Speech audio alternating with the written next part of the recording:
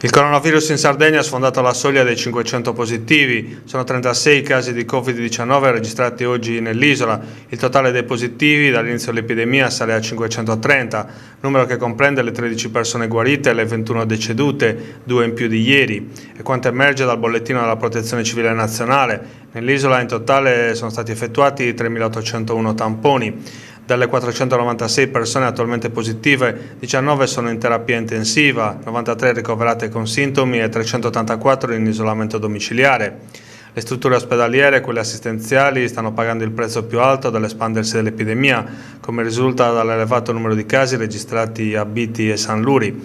I dati divulgati ieri dall'assessore regionale della sanità Mario Niedu parlano di 133 tra medici e infermieri positivi. In testa c'è Sassari Olbia con 106, segue Nuoro con 14, la città metropolitana di Cagliari con 9 e il sud Sardegna con 4. 0 casi invece tra i sanitari di Oristano. Il presidente Cristian Solinas ieri ha annunciato la costituzione di un comitato tecnico-scientifico che supporterà la Regione nella gestione dell'emergenza. Sarà composto da 4 persone, tutte di primissimo piano e di altissimo livello, ha sottolineato il governatore, che ha fatto un solo nome. Si tratta del professor Stefano Vella, medico e scienziato specializzato in malattie infettive e medicina interna, dal 2019 professore aggiunto alla Cattolica di Milano.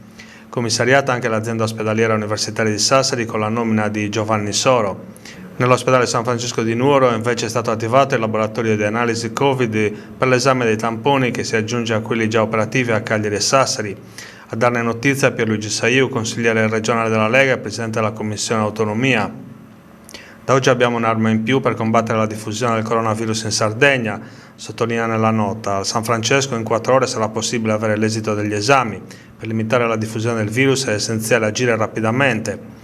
Intanto si moltiplicano le inchieste delle procure sarde dopo gli esposti degli operatori sanitari sulle carenze registrate nella dotazione di dispositivi di protezione individuale. Dopo le procure di Sassari, Cagliari, Tempio e Nuoro è stata chiamata in causa anche quella di Lanusei, che dovrà accertare quanto accaduto nell'ospedale cittadino.